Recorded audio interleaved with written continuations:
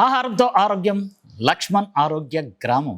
వేసవి రద్దీని దృష్టిలో పెట్టుకొని చాలామంది ఎవరికైతే ఈ ఆహార విధానం అవసరమో వాళ్ళనే మేము తీసుకుంటున్నామండి. ఆ వచ్చేవాళ్ళు మమ్మల్ని కొంచెం అర్థం చేసుకోవాలి. ఎందుకంటే దేశం మొత్తం మీద కూడా పెట్రోలు డీజిల్ కొరత చాలా ఎక్కువగా ఉంది. హైదరాబాద్ సహా రాష్ట్ర వ్యాప్తంగా రెండో రోజు పెట్రోల్ కష్టాలు కొనసాగుతున్నాయి. చాలా చోట్ల నో స్టాక్ బోర్డులు దర్శనమిస్తున్నాయి. ఈ ఆహార విధానాన్ని పాటిస్తానికి మన గ్రామానికి వచ్చే వాళ్ళందరూ కూడా కొంచెం అర్థం చేసుకోవాలి. ఎందుకంటే కరెంట్ పోయినప్పుడు జనరేటర్ వేస్తే ఏసీలు వేసేస్తున్నారు, కానీ అది తెలుసు కదా మీకు, ఎక్కువ వాడేస్తున్నాము. దాని గురించి వచ్చే వాళ్ళు అర్థం చేసుకోండి. కరెంట్ లేనప్పుడు మేము జనరేటర్ వెయ్యం, ఎందుకంటే డీజిల్ లేదు కాబట్టి. డీజిల్ లేకుంటే ఎలా నడుస్తుంది? నడవదు. కానీ ఆహార విధానం నడవాలి కాబట్టి ఓన్లీ కుకింగ్ కి సంబంధించి ఒక చిన్న జనరేటర్ తీసుకొని ఆ కిచెన్ నడిచేలాగా మిగిలినటువంటి డీజిల్ ని కూరగాయలు మార్కెట్ నుంచి ముడిసరుకు కావాలి కదా, దానికి తిరగాలంటే డీజిల్ కావాలి. అందుకని మేము ఇలాగ వాడి ముందు ఏంటంటే మనం కొంతకాలం క్రితం కరెంట్ లేకుండా బ్రతికాం, ఏసీలు లేకుండా బ్రతికాం. కానీ